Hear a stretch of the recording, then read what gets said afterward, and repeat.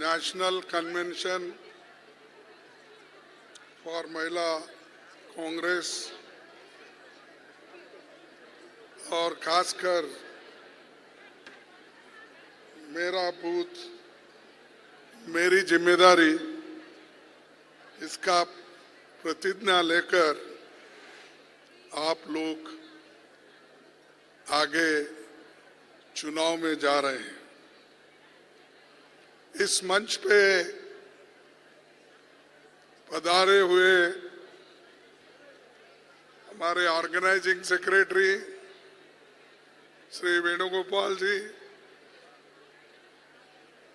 सुश्री नेटा डिसूजी, अध्यक्ष अखिल भारतीय महिला कांग्रेस, इस मंच पे बैठे हुए सारे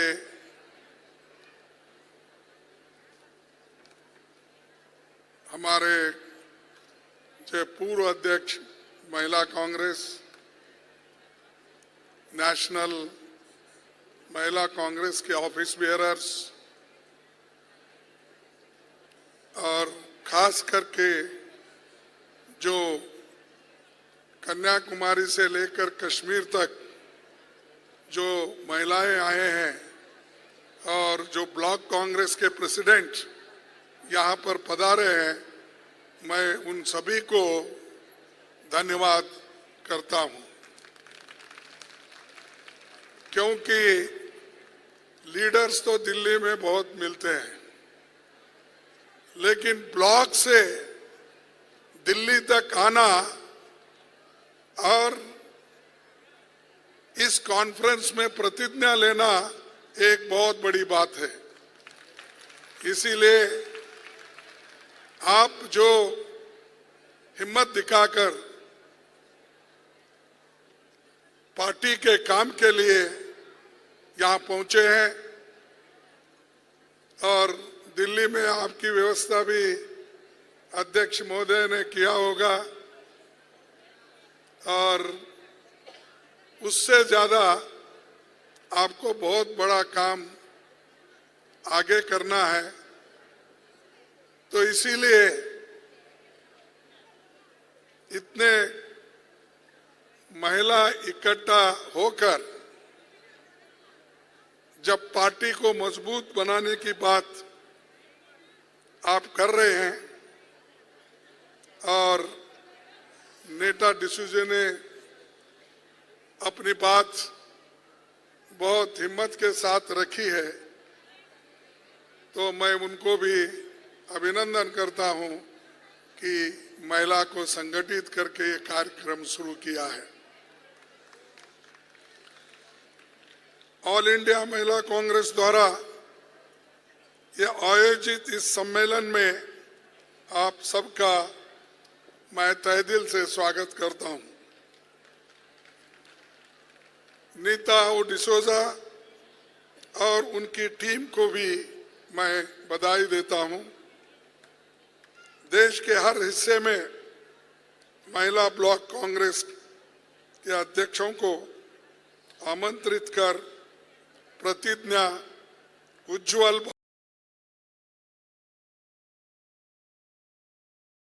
भारत के नाम से जो आयोजन हो रहा है वो सफल हो, ऐसी मेरी कामना है। हमारी महिला शक्ति ताल कटोरा स्टेडियम 2 दिनों तक चिंतन मंथन करेगी, एक दूसरे के अनुभव से सीखेंगे, एक दूसरे को जानने समझने का मौका भी आपको मिलेगा। आगामी विधानसभा चुनावों और 2024 के लोकसभा चुनाव की तैयारी में आपका क्या योगदान हो, इसकी रणनीति भी यहाँ बनेगी और मेरा बूथ मेरी जिम्मेदारी नाम से एक प्रोग्राम भी लॉन्च जो हमने अभी किया है, कुछ और मसले एजेंडे में है, ये सब चुनाव में काफी मददगार होंगे। मैं ऐसा भरोसा करता हूं कि जो वायदे आपने हमको दिया है वो असेंबली इलेक्शन में और आने वाले पार्लियामेंट इलेक्शन में भी आप करके दिखाएंगे, ऐसा मेरा विश्वास है। महिला ब्लॉक अध्यक्ष की जिम्मेदारी, भूमिका और चुनौती को मैं अच्छी तरह जानता हूं, क्योंकि मेरी राजनीतिक यात्रा 1969 में ब्लॉक प्रेसिडेंट के रूप में ही शुरू हो गई। जब गुलबर्गे में इंदिरा गांधी जी पार्टी के 2 हिस्से होने के बाद आए थे, उस वक्त उनके साथ कोई बड़े नेता नहीं थे, सिर्फ छोटे छोटे यंगस्टर्स, युवा हम लोग थे। तब वो सभी यंग लोगों को चांस मिला, क्योंकि दूसरे नेता तो थे ही नहीं, सब एक एक करके भाग गए थे। तो 69 में मैं ब्लॉक कांग्रेस कमेटी का अध्यक्ष बना। फिर उसके बाद 2 साल में ही मुझे एमएलए बनने का मौका मिला, और जब से एमएलए मैं बना आज तक मैं कभी मेरा इलेक्शन खोया नहीं, जीतते आया। 19 अब मेरे को सतत 50 साल तो जीता, लेकिन बीच में थोड़ी अड़चन आई, लेकिन सोनिया गांधी जी ने झट से सिर्फ 6 महीने के अंदर मुझे फिर राज्यसभा में भेजा। मैं बहुत उनका ऋणी हूं। हालांकि हम कितना भी काम करने दो, लेकिन रिकॉग्नाइज करने वाले नेता हमको जब मिलते हैं तो बड़ी खुशी होती है। तो वो होने के बाद मुझे जो अध्यक्ष पद मिला वो भी श्रीमती सोनिया गांधी जी और राहुल गांधी जी के कहने पे, यानी उनके सपोर्ट से ही मुझे मिला। ये सारी बातें हैं, और हम कहीं लॉबी करने नहीं गए, मेरे को ये दो वो दो, कुछ नहीं। चंद चीजें ऑटोमेटिकली आए, चंद चीजें जो आना थे वो नहीं आए, वो बात और है। लेकिन कोई निराश नहीं होना, मेरा आपसे भी यही एक सूचना है। मुझे क्या मिला, मैं इतने दिन से काम कर रही हूँ, मैं 35 साल हो गया, 30 साल हो गया, मेरा जवानी इसी में गुजर गई, मेरे को कुछ नहीं बना है। ये हम देश के लिए अपना योगदान दे रहे हैं, अपने आप के लिए नहीं है, ये लोगों के लिए एक सेवा है। गांधी जी को क्या मिला? क्या इस देश के प्रधानमंत्री बने? क्या इस देश के प्रेसिडेंट ऑफ इंडिया बने? लेकिन पूरा जीवन वो एक धोती, एक पंचा ऊपर डाल के इस देश को आजादी दिलाए, और उन्होंने आज जो आजादी दिलाई उसके वजह से हम ये डेमोक्रेसी में सब कुछ देख रहे हैं, एमएलए, एमपी, मिनिस्टर्स, प्रधानमंत्री। इसीलिए मैं कभी कहता हूं कि बार बार जब मोदी बोलते हैं कांग्रेस ने क्या किया, वो क्या है मुझे मालूम नहीं, बार बार वही करते। 70 साल में क्या गए, अब जरा भूल गए। अरे 70 साल में बार बार हमको बोलते हैं, उसमें तो मोरारजी देसाई भी, अटल बिहारी वाजपेयी भी और नेता लोग भी प्रधानमंत्री बने, विश्वनाथ प्रताप सिंह भी बने, देवेगौड़ा 11 महीने बने, और गुजराल बने, कितने लोग। ये सब छोड़ के वो बार बार कहते हैं कि कांग्रेस ने क्या किया। हम डेमोक्रेसी को बचा के रखा, आजादी को बचा के रखा, संविधान को बचा के रखा, इसीलिए तो आप लोग जिंदा है। मैं उनको कहा आप प्रधानमंत्री जो बने, हम डेमोक्रेसी को जिंदा रखने की जो हमने काम की उसके वजह से आप प्रधानमंत्री बने, शाह होम मिनिस्टर बने, नहीं तो कहाँ वहीं गुजरात में रहना पड़ता था। अगर डेमोक्रेसी नहीं होती और हिफाजत नहीं करते, संविधान नहीं होता, संविधान की हिफाजत हम नहीं करते तो ये लोगों का अता पता भी नहीं लगता था। तो ये बड़ी चीज हमने की है और हर बार यही कहते हैं, हर भाषण में यही कहते हैं।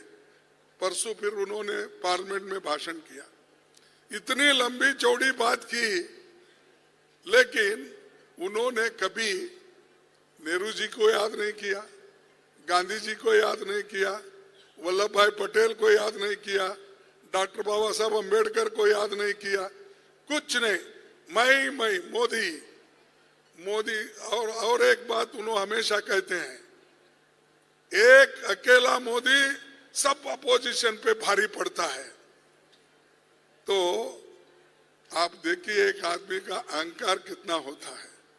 और उतना ही नहीं, परसों हमारे 15 अगस्त को आजादी के दिन उन्होंने तकरीर की, आने वाले 2024 में भी मैं यहां आकर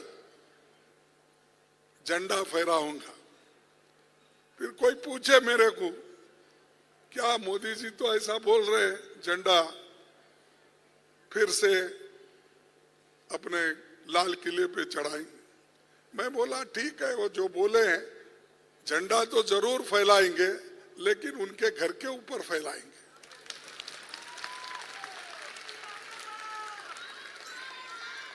लाल किले पे नहीं, अपने घर पे जरूर चढ़ाएंगे और शाह अपने पत्नी के साथ अपने घर पे चढ़ाएंगे। अरे ये आप कहते हैं, जो देश के लिए एक पार्टी आज लड़ के आपको आजादी दिलाई, उसके बारे में बार बार ये बात कहते हैं। इंदिरा गांधी जी ने अपनी जान कुर्बान की क्योंकि देश को इकट्ठा रखने के लिए। राजीव गांधी जी ने देश को एकता से रखने के लिए अपना बलिदान दिया। ऐसे बड़े बड़े नेता देश के लिए बलिदान देने वाले, त्यागने वाले, मरने वाले हमारे कांग्रेस पार्टी में है। तुम्हारे पास कौन इस देश की आजादी के लिए मर क्या किए? देश को एक रखने के लिए क्या करे? मणिपुर उधर चल रहा है, लेकिन एक दिन इन्होंने झांके नहीं उधर। मणिपुर में आज ऐसा हो गया है, ट्राइबल में झगड़ा लगा है, हर गांव में झगड़ा लगा है। मणिपुर के 2 टुकड़े होने को आए हैं, ये सब काम वहां चल रहा है। तो मणिपुर के बारे में हमने कहा, आपने आके मणिपुर के बारे में बोलिए, पार्लियामेंट में बोलिए। हमने बहुत उनको रिक्वेस्ट किया, लेकिन वो नहीं आए। लोकसभा में आए जब अविश्वास प्रस्ताव वहां रखा गया, नो कॉन्फिडेंस मोशन, उस वक्त आए। अब राज्यसभा में नहीं रख सकते हम, क्योंकि वहां वो रूल्स नहीं है। तो और हम क्योंकि वो चुने हुए लोकसभा से होते हैं, तो वहां पर ही वो कर सकते हैं। तो हमारे पास तो उधर देखे भी नहीं। अरे एक ही प्रीमाइसेस में है, एक तरफ लोकसभा है, एक तरफ राज्यसभा है, लेकिन उधर झांक के भी नहीं देखे। और वो ये समझे कि राज्यसभा में जाना ये पाप है, इसीलिए उधर कदम भी नहीं रखे। और इतने लोग, 300 के नजदीक लोग मारे गए, 600 से ज्यादा लोग घायल हो गए, 6000 से ज्यादा घर जल गए, जलाए गए, मोटर, गाड़ी, स्कूटर, एवरीथिंग। उसका भी पता नहीं, वहां पर उसके बारे में भी नहीं बोले, मुंह नहीं खोले। मुंह जब खोले, लाल किले पे खोले, वो भी 2 मिनट के लिए, मणिपुर के बारे में। ऐसे लोग हैं तो वो देश की हिफाजत कैसा कर सकते हैं? देश के लिए क्या बलिदान दे सकते हैं? नहीं, वो डर के गए ही नहीं उधर।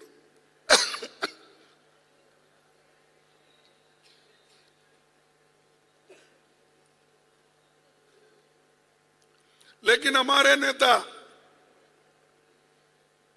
हमारे राहुल गांधी जी, उनके साथ वेणुगोपाल भी थे, इन्होंने गए, वहां सरकार रोकी, फिर भी उन्होंने कहा हम तो पैदल जा रहे हैं, हम कार लेके जाएंगे। जब वो रोक दिए, आखिरी में वहां की सरकार ने हेलीकॉप्टर की व्यवस्था की। उस वक्त राहुल गांधी, वो तो ना एमपी है, वो अब फिर रीइंस्टेट हो गए, उस वक्त नहीं थे, या कोई मंत्री नहीं थे, कुछ नहीं।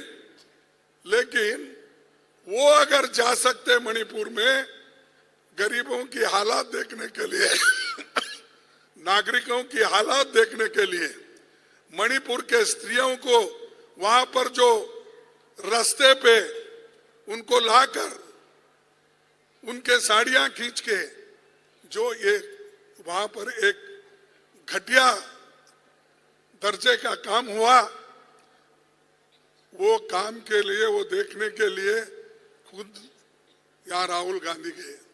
लेकिन इन्होंने जाके आने के बाद भी नहीं गए। कम से कम हिम्मत आता ना, अरे राहुल गांधी गए, हम क्यों नहीं जाना? लेकिन वो भी हिम्मत हार गए, चर्चा को तैयार नहीं है।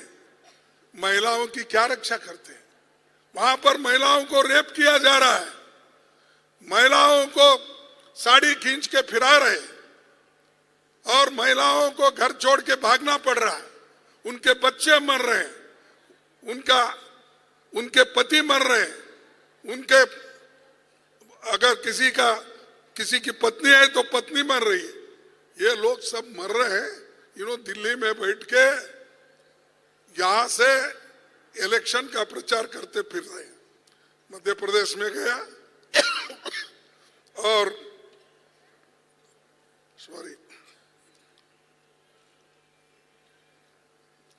मध्य प्रदेश गए, राजस्थान गए, छत्तीसगढ़ गए।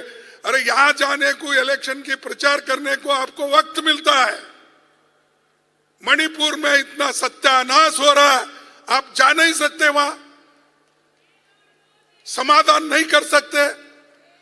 नहीं, उनको समाधान करना नहीं, ये जोड़ने का काम नहीं करते, तोड़ने का काम करते हैं। राहुल गांधी जी ने तो 4500 किलोमीटर पैदल चले। भारत जोड़ो उन्होंने किया, लेकिन मोदी भारत तोड़ो काम करते हैं। और अगर इनको हमदर्दी होती, वो जाके आ सकते थे। अब 3 महीने के ऊपर वहां जल रहा है। तो इसीलिए बहनों, आपको ये प्रतिज्ञा लेना है कि किसी ना किसी सूरत में इस बीजेपी के सरकार को 2024 में आप हटाएंगे। ये एक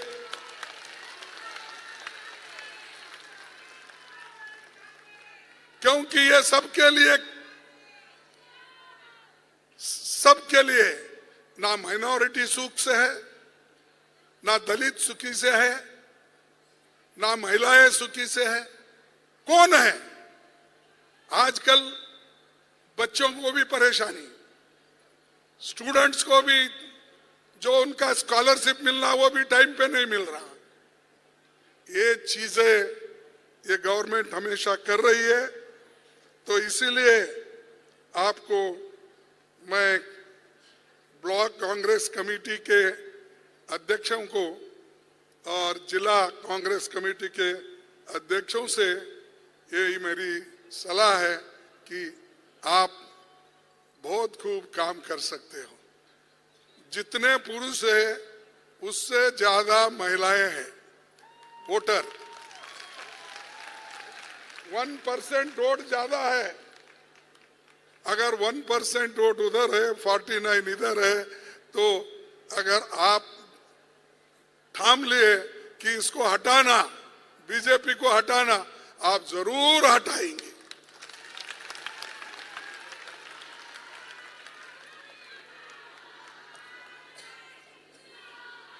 भारत में महिला शक्ति का प्रतीक है। ये सम्मेलन उसी दिल्ली में हो जहां 1236 में भारत की पहली महिला शासक रजिया सुल्ताना ने उस दौर में सत्ता संभाली थी। पहली महिला 800 साल पहले, जब ये सोच में भी नहीं था कि एक महिला काम का संभाल सकती है। इस घटना के करीब 800 साल होने जा रहे हैं। भारत में हर क्षेत्र में महिलाओं का महान योगदान रहा। हमारे पास अक्का महादेवी, रानी दुर्गावती, राजमाता जिजाबाई, कित्तूर रानी चन्नम्मा, रानी झांसी, बेगम हजरत महल, सावित्रीबाई फुले, ऐसे महिलाएं क्रांति की है इस देश में। अगर पुरुषों से भी ज्यादा उन्होंने काम किया, पढ़ाने का, लिखाने का, लड़ने का।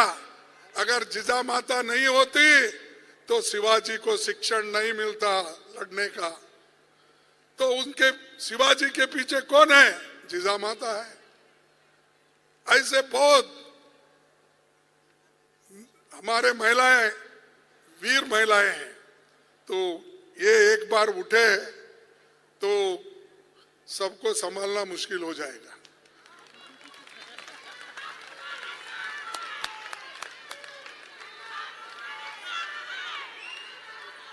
और मैं एक बात कहूंगा, सरदार पटेल को बारदोली में सरदार की उपाधि महिलाओं ने दी। सरदार का जो टाइटल दिया वो महिलाओं ने दिया, कोई पुरुष ने नहीं दिया। और हमारी नेता श्रीमती कमला नेहरू, सरोजनी नायडू, अरुणा असफ अली, राजकुमार अमृत कौर जैसी कई नायकों ने अंग्रेजी राज को हिला दिया था। प्रधानमंत्री के रूप में इंदिरा जी के कामों को देश भूल नहीं सकता। उत्तराखंड की महिलाओं को चिपको आंदोलन की दुनिया जानती है। तो ये महान नेता है। अगर आज बार बार ये जो बीजेपी के लोग हम पे टीका टिप्पणी करते हैं, उनका एक ही है, वंशवाद। ये आ रहा है भाई। वंशवाद में इंदिरा गांधी जी देश के लिए गरीबी हटाओ प्रोग्राम दी, महिलाओं की सशक्त बनाने का प्रोग्राम दिया। और जो पाकिस्तान और बांग्लादेश का झगड़ा था, उसको अगर किसी ने उस बांग्लादेश के आजादी के लिए किसी ने मदद की तो इंदिरा गांधी जी ने मदद की और बांग्लादेश आज है। और हमको पूछते वंशवाद, महिला, इंदिरा गांधी ने क्या किया? अरे इंदिरा गांधी ने तो यही किया। पाकिस्तान जब बांग्लादेश के लिए मर मिट रहा था तो उस वक्त इंदिरा गांधी जी ने ही उस बांग्लादेश को स्वातंत्र दिलाया और पाकिस्तान को कम से कम 1 लाख लोगों को जेल में डाली। तुम कुछ नहीं, कभी किसको ऐसा दिखाते हो कि कहीं आकाश में चील उड़ रहा है? चील समझते ना? नहीं समझते? चील उड़ रहा है तो मोदी बोलते ये भैंस उड़ रहा, देखिए। यानी इतना एक्सॉग्रेशन करते हैं हर बात का। अरे इंदिरा गांधी जी ने जो काम किया हिम्मत के साथ, वो देखिए। सिर्फ टीका करने से कुछ नहीं होता। अब भाइयों बहनों छोड़ दिए हैं, अब बोल रहे मेरे परिवार वालों, मेरे परिवार वालों आप देखिए, मैं इतनी कोशिश किया, ये अपोजिशन पार्टी वाले मुझे ऐसा कहते हैं, हाँ इंडिया ऐसा कर रही है। अरे इंडिया ऐसा कर रही है, रो मत भाई, तुम भी फाइट करो ना। क्यों रो, ऐसा कर रहे वैसा कर रहे, हम तो लड़ रहे हैं। आपके जो अनेक हमारे लोगों को सता रहे हैं, अपोजिशन के लोगों को सता रहे, ईडी का उपयोग कर रहे हैं, सीबीआई का उपयोग कर रहे हैं, और जो नेता आज तक कहीं कलंकित नहीं, उनको भी अंदर डाल के हमारे कांग्रेस पार्टी को सता रहे। लेकिन कांग्रेस पार्टी डरने वाली नहीं है। जब तक आपका साथ है और आगे हम बढ़ने। राहुल गांधी ईडी ऑफिस गए, इंदिरा गांधी जी गए, मैं गया, सभी लोग ईडी ऑफिस जाके आए। अरे चुप्पी का चुप्पी सताना, बिठाना और कहना ये पेपर का कहां से लाए, ये पेपर का क्या करें, जो सालों से है।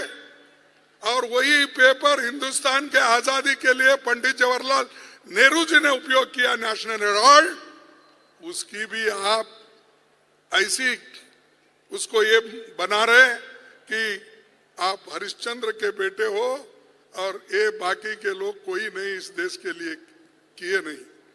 ये ऐसा एक भ्रम पैदा कर रहे हैं।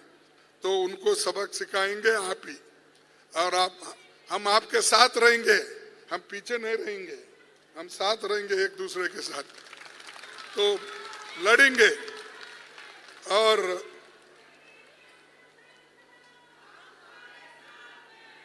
चेयरपर्सन सोनिया गांधी जी हमारे सामने एक साक्षात उदाहरण है, जिन्होंने प्रधानमंत्री पद त्याग कर दुनिया में एक मिसाल कायम की। पर्सनल सैक्रिफाइस करके 25 वर्ष तक कांग्रेस को खून पसीने से सींचा। उनके लीडरशिप में दोबारा केंद्र में सरकार बनी, राज्यों में सरकार बनी। सीपीपी की चेयरपर्सन के रूप में वो योगदान दे रही है। हमारे सभी लीडर महिलाएं, इंदिरा गांधी जी, अब सोनिया गांधी जी, इन्होंने तो पार्टी को वापस लाया 2004 में, 2009 में, और हम गरीबों की सेवा किए। क्या मनरेगा जैसा स्कीम हमने बनाया, क्या गुनाह है? कंपलसरी एजुकेशन एक्ट करके गरीबों को, बच्चों को पढ़ाने के लिए हमने एक मौका दिया, वो क्या गलती है हमारी? जो भूखे पेट आज लोग, मजदूरी नहीं मिलती, खाना नहीं मिलता, तो उसके लिए हमने फूड सिक्योरिटी एक्ट लाया। क्या वो हमारी गलती है? बताओ, आप ऐसा कौन सा तो काम किए हैं क्या? हाँ जरूर किए हैं। हम क्या किए हैं? अदानी अंबानी ऐसे लोगों को पूरा जेब भर दिए और इतना खिलाए उनको, इतना खिलाए वो हजम ही नहीं हो रहा उनका। और यहाँ जो भूखे लोग हैं ये तड़प रहे खाने के लिए। तो मेरा कहना यही है, जो कार्यक्रम गरीबों के लिए देती है वो सिर्फ कांग्रेस देती है। पहले बैंकों का राष्ट्रीयकरण किया, किसकी हिम्मत नहीं थी, वो इंदिरा गांधी ने करके दिखाया। राजे महाराजों की तनख्वाह बंद कर दिया, बॉन्डेड लेबर को उन्होंने छुटकारा दिया, भू सुधारना कानून लाया। कितने प्रोग्राम में बोलो, 10 पॉइंट प्रोग्राम लाके तो पहले उन्होंने 69 में रेवोल्यूशन किया, फिर बाद में 75 में 20 पॉइंट प्रोग्राम लाकर उन्होंने सबके लिए कुछ ना कुछ दिया। तो ये काम गरीबों के लिए हमने किया। फिर हमको पूछते हैं क्या किए, ये सब आपको नहीं दिखता, क्योंकि या तो आप गरीबी देखे नहीं, और घर अच्छे अच्छे हैं आप लोगों के, इसीलिए आप लोग उधर ज्यादा ध्यान देते हैं, गरीबों के तरफ नहीं। दूसरा, भीमराव अंबेडकर जी ने कहा था, भारतीय नारी शर्म से नहीं घबराती, किंतु आंसुओं की चिंता करते हुए वो रोटी, असमान व्यवहार, शोषण से अवश्य डरती है। ये बात अंबेडकर जी ने कहा महिलाओं के बारे में, और वो खुद ही एक किताब भी लिखे उसमें, rise and fall of Hindu women, यानी हिंदू औरतों का क्या आज व्यवस्था है, परिस्थिति है, इसके बारे में भी चिंता हमारे लोग पहले किए। हालांकि हमारे पूर्वजों ने नहीं किया, हमारे पूर्वजों ने यहाँ तक करते थे कि महिला पढ़ना नहीं, महिला लिखना नहीं, महिला किसी जॉब में नहीं जाना, ऐसे सब हमारे पुरखे जो आज ठेकेदार बने हैं, आरएसएस बीजेपी वाले, ये सिखाते थे पहले। जिस उसूलों पे वो विश्वास रखते, वो उसूल ये है, वो आइडियोलॉजी ये है, महिलाओं को नहीं पढ़ाना, महिलाओं का काम सिर्फ पुरुषों की पूजा करना। अब इंदिरा गांधी जब बाहर आई, बाबा साहब अंबेडकर जैसे लोग इस देश का संविधान बनाए, नेहरू जी जैसे साइंटिफिक विचारधारा के प्रधानमंत्री बने, तब कुछ देश में थोड़ा सुधार आया। और इनके जमाने में उल्टा जा रहे हैं हम, प्रगति पर विचार धारा को लेके आगे नहीं बढ़ रहे हैं हम तो पीछे जा रहे हैं, फिर पुराने विचारों को लाने का सोच रहे हैं। इसीलिए आपको ये सोचना है, और एक माँ, एक स्त्री जितना घर संभाल सकती है, उसको सुसंस्कृत बना सकती है अपने बच्चों को, कोई पुरुष नहीं बना सकता, कोई गवर्नमेंट नहीं बना सकती। ये सब कुछ आपके हाथ में है। मेरा दुर्दैव है, क्योंकि मैं अपने माँ को देख नहीं सका, मेरे बहन को देख नहीं सका, मेरे भाई को देख नहीं सका, मेरे चाचा को देख नहीं सका, क्योंकि मेरा घर उस वक्त जल गया जिस वक्त वहाँ हैदराबाद लिबरेशन में ये दंगे चल रहे थे। उस दंगे में मेरा पूरा घर चले और मैं एक ही घर में बचा, मैं और मेरे पिताजी, वो दोनों बचे। मैं ये 1946 की बात कर रहा हूँ, क्योंकि वहाँ पर 46, 47, 48 में दंगे हुए, तो सिर्फ हमारे पिताजी ने मुझे बचा के, संरक्षण करके गांव-गांव लेके गए। फिर आखिरी में गुलबर्गा में हम आके बसे। तो मुझे तो, मैं देखा नहीं मेरी बहन कैसी थी, मेरी माँ कैसी थी, लेकिन आप लोग बड़े खुश नसीब हो, आपके पास माँ है, आपके पास बहन है, आपके पास भाई है, आपके पास पिता है, सभी लोग हैं। लेकिन हमने वो जो आशीर्वाद से दूर हो गए, लेकिन लोगों ने आशीर्वाद दिया, कांग्रेस पार्टी ने मुझे बढ़ाया, और सभी ने मुझे एक आशीर्वाद देकर, मैं स्टूडेंट यूनियन से लेकर खुद लड़ता था, अपने पैर पे जीतता था, और मैं खुद अपने यूनियन बनाया, मैं लड़ता था। ये सब देखकर कांग्रेस पार्टी 69 में मुझे ब्लॉक कांग्रेस कमेटी बनाई और मैं कांग्रेस में शामिल हुआ। उसके उसूलों को देखकर, जो आइडियोलॉजी थी, जो इंदिरा गांधी ने बताया था, जो नेहरू जी ने बताया था, उस आइडियोलॉजी को पढ़ के देखकर मैं कदम रखा, और वो कदम बढ़ते जा रहा है, क्योंकि आप सभी लोग सपोर्ट कर रहे हैं।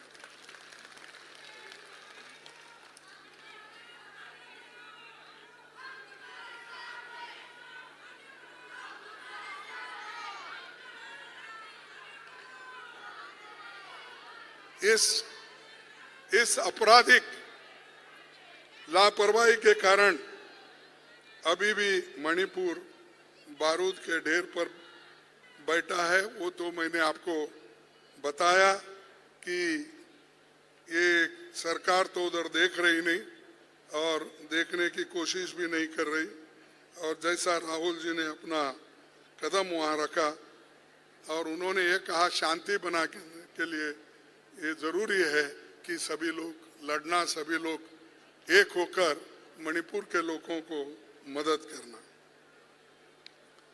और उसके बाद मैं 2-3 मिनट लूंगा कि राहुल जी कुछ नहीं कहे थे।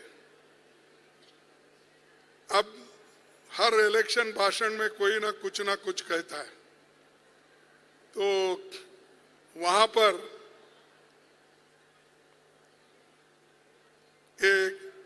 एक स्पीच में उन्होंने एक आदमी का नाम किसी का नहीं लिया, लेकिन उनका सरनेम लेकर कुछ बोले, तो उसको इतनी बड़ी सजा मिली।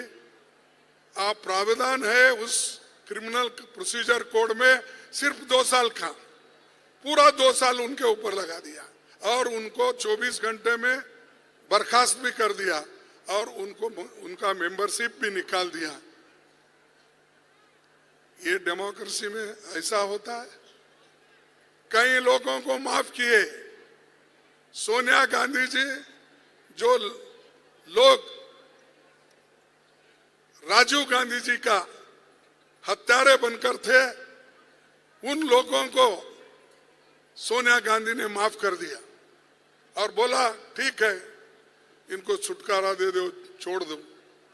अरे एक महिला इतना कंपैशनेट होके, इतने ये होके, उतना दर्द सहन करके उन्होंने ये काम किया, लेकिन आप लोग क्या करते हैं? मारो, तोड़ो, अंदर डालो, फिर कभी नहीं उठना। सभी लीडरों को अंदर डाल के कोई भाषण देता है, अगर कुछ कहता है उनके खिलाफ उसको केस में डालो, दूसरा कोई आता है उसको जेल में डालो। ऐसा जेल की और एफआईआर करने की आदत उनके पास ज्यादा हो गई। और बहुत से राइटर्स, बहुत से लोग आज जो सच्चाई कहते हैं, वो सच्चाई कहने वालों को वो लोग उनका सहन नहीं कर रहे, उनको जेल भेज रहे हैं और बंद कर रहे हैं। और मेरे ऊपर भी, मैं ज्यादा कहीं बाहर उतने कठोर शब्द नहीं यूज किया, उपयोग करना भी चाहता हूं तो अंदर करता हूं, बाहर नहीं करता हूं, क्योंकि वो प्रिविलेज होता है ये समझ के।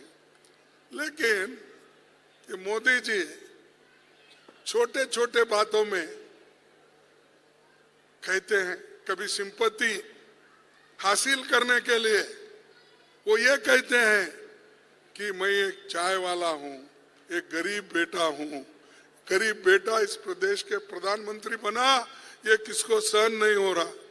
ये कौन बोले भाई हम सहन नहीं करते? अरे आपको तो सहन कर रहे हैं, इसीलिए तो आप 10 साल से वहां बैठे हैं,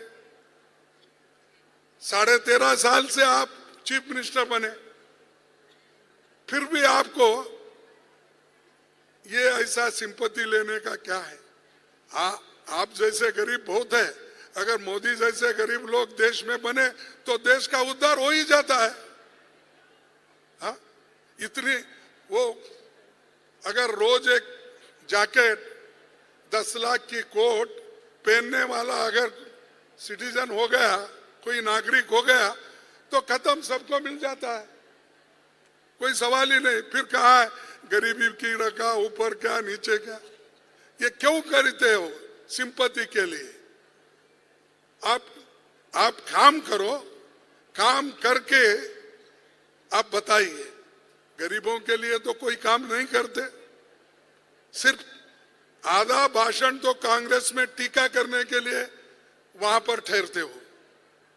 लाल किला हो या पार्लियामेंट हो या इलेक्शन भाषण हो, कांग्रेस के बगैर या राहुल गांधी के नाम लिए बगैर प्रत्यक्ष और अप्रत्यक्ष रूप से नाम लेना, वही बनाना, ये जो चल रहा है इसको आप तोड़ सकते हो, इनको आपका लेसन सिखा सकते हो इनको, तो आप ये काम करेंगे, ये मैं आशा रखता हूं।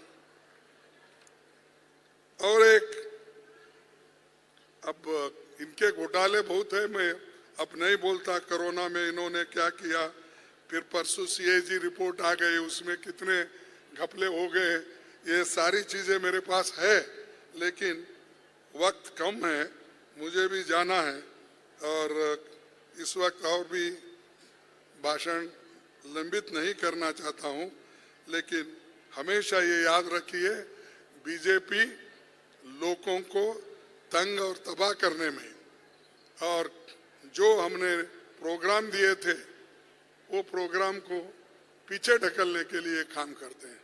और ये देखिए, और एक, जब कभी मोदी साहब किसी रेलवे स्टेशन पे जाते हैं तो वो हरी झंडा दिखाते हैं, वो पुराने ट्रेन उसको नया कलर पलर वो लगा के वो इंजन एक नया ला के डाल देते हैं, चलो ये भारत, कौन सा क्या नाम रखे उसका, वंदे भारत, वंदे भारत चला, ग्रीन फ्लैग बताना और ट्रेन उधर छोड़ना, इधर आके पब्लिक मीटिंग के जैसा गवर्नमेंट के पैसे में पब्लिक मीटिंग करके सबको गालियां देना।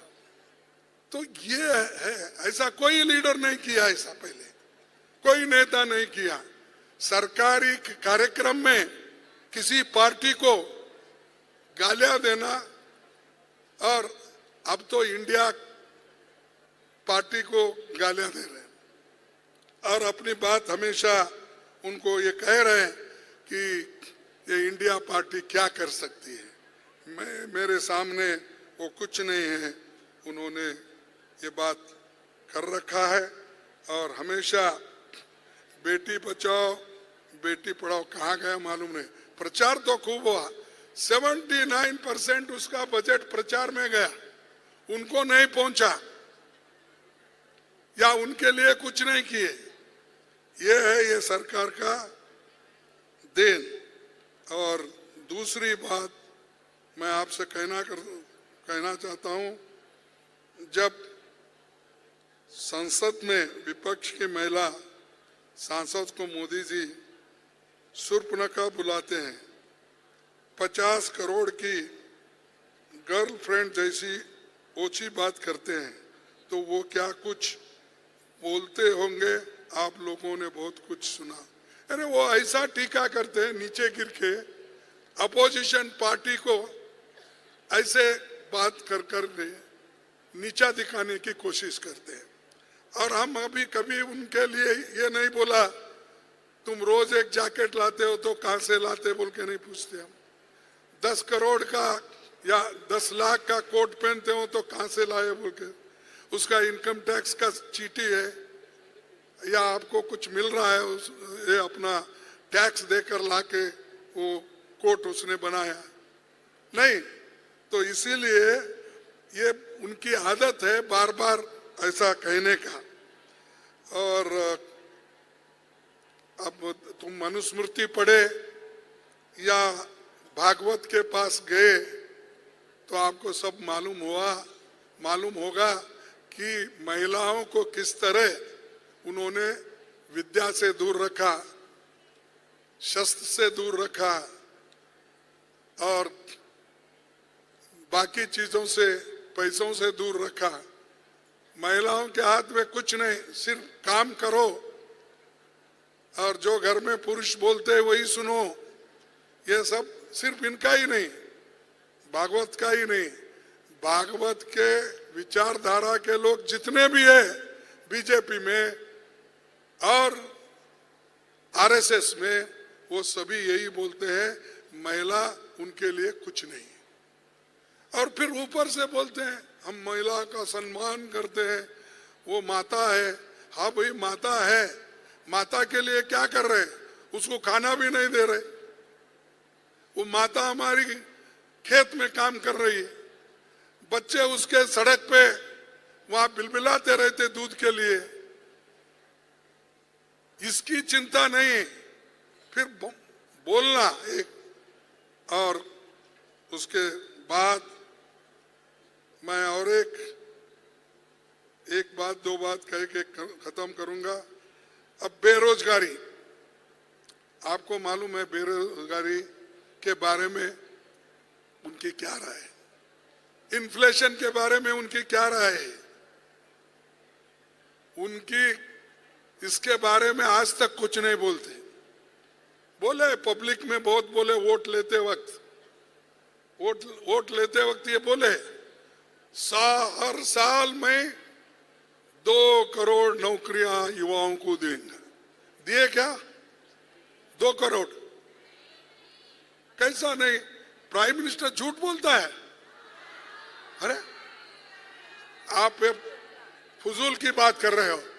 ऐसा देश का प्राइम मिनिस्टर 140 करोड़ का नेता 2 करोड़ नौकरियां मैं देता हूं।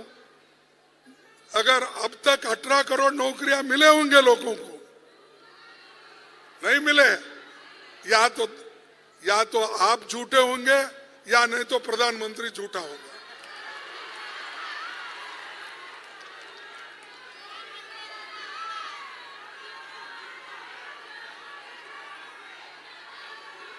अच्छा छोड़ दो, अच्छा वो छोड़ दो भाई, छोड़ दो, वो झूठ बोला। और एक बात, हर एक लोगों को, हर एक फैमिली में उनके जेब में 15-15 लाख रुपए डालने की बात किए थे, मिला? ये भी झूठ बोल रहे हैं आप, क्योंकि इस देश का प्रधानमंत्री इतना प्रामाणिक है और जो बोलता है वो करता है, आप उसको ऐसा बेईमान बोल रहे हैं।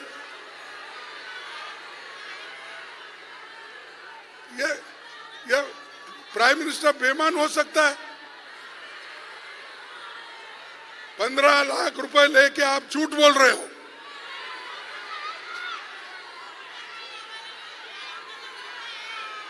अच्छा छोड़ दो।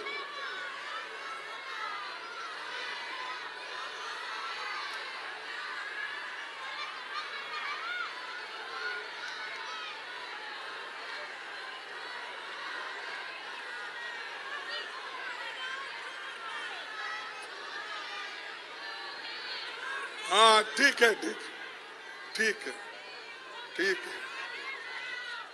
हाँ ठीक है, हाँ। और इसीलिए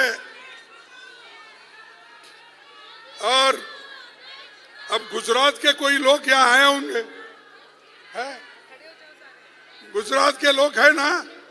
अरे भाई आपको तो बॉम्बे से अहमदाबाद तक बुलेट ट्रेन आने वाली थी, आ गई। ये भी झूठ बोल रहे, ये गुजरात वाले झूठ बोल रहे, उत्तर प्रदेश वाले बोल रहे, कर्नाटक वाले बोल रहे। महाराज ये कैसा हो सकता है? बाप बेचारा, हाँ।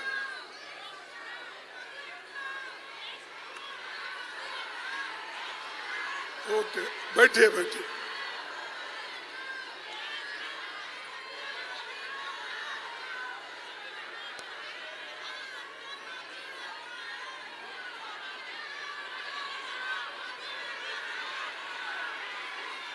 ओके ओके बैठो। Thank you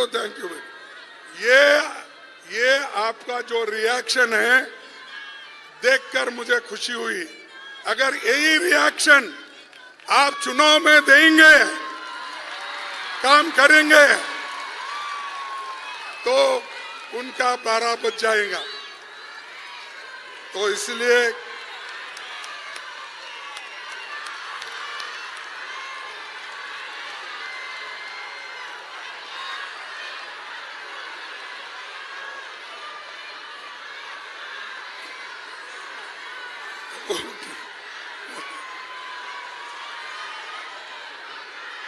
okay okay, thank you.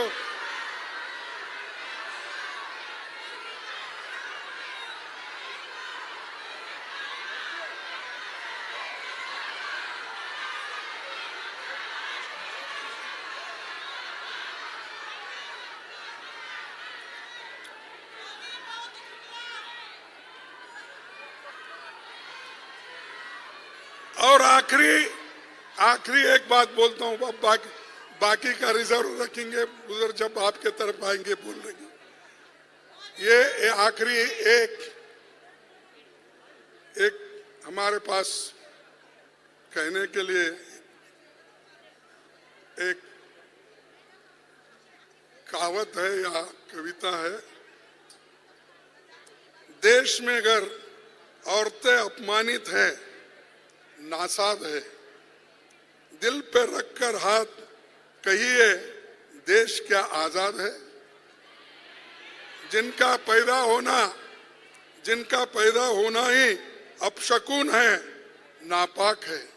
क्योंकि किसी के घर में बच्ची हो गई तो ऐसा वैसा मुंह मूंदते, बच्चा हो गया तो मुंह खोल के 32 दांत दिखा के हंसते हैं। तो ये जो है, जिनका पैदा होना ही अपशकुन नापाक है, औरतों की जिंदगी क्या खाक है। चुप है लेकिन ये ना समझो हम सदा को हारे हैं। राख के नीचे अभी भी जल रहे हैं अंगारे, तो जिंदा है। तो इसलिए बहनों, आप बड़े जोश के साथ आए हैं, आपका जोश ऐसा ही रहने दो। ये मुल्क का सवाल है, मुल्क को बचाने का सवाल है। और खासकर ये जो हमको वोट का अधिकार मिला, दूसरे देशों में महिलाओं को आजादी के साथ साथ वोट नहीं मिला। चाहे अमेरिका हो, चाहे लंदन हो, चाहे फ्रांस हो, बहुत से ऑस्ट्रेलिया हो, ये बड़े बड़े देश तो डेमोक्रेटिक बोलते हैं, लेकिन उनको वोटिंग का अधिकार कब मिला? आजादी मिलने के उनके 100 साल, 2 साल, 300 साल के बाद उनको वोटिंग का हक मिला। लेकिन यहाँ पर जवाहरलाल नेहरू जी और डॉक्टर अंबेडकर ने कॉन्स्टिट्यूंट असेंबली में संविधान बनाते वक्त ही महिलाओं को, पुरुषों को, गरीबों को, अमीरों को एक साथ वोट का अधिकार दिया। वो अडल्ट फ्रेंचाइज। आज सफाई कर्मचारी को भी वही वोट का अधिकार है। अगर कोई बड़ा सरमाएदार है, अमीर आदमी है, उसको भी एक वोट का। ये किसने किया? ये कांग्रेस ने किया, ये मोदी ने किया? नहीं, मोदी किया होगा। देखिए, ठीक है, इसीलिए जो कुछ उन्होंने किया भी नहीं, हमारे स्कूल में पढ़ के हमको ही ऐसा बोल रहे हैं, आप कुछ नहीं किए। अब भाई हम कुछ तो कुछ किए हैं, इसलिए आप लोग जिंदा है। नहीं तो यहाँ गेहूं नहीं मिला, बाहर का गेहूं ला के खाते थे, खाना नहीं मिलता था। बड़े बड़े कारखाने बनाए, IIT बनाए, इंजीनियरिंग कॉलेज बनाए, ये सब किसकी देन है? फिर बस है, तुम जाके बोलो तुम कुछ नहीं करे, बोलो ये करे सो है, उनको घेरो और बोलो। सबको मेरा धन्यवाद। और आपने जो बहुत ही पेशेंटली सुना, बहुत लंबी बात करने के बावजूद भी आप मुझे सहन किए, यही बड़ी बात है। आप सबको मेरा नमस्कार, धन्यवाद।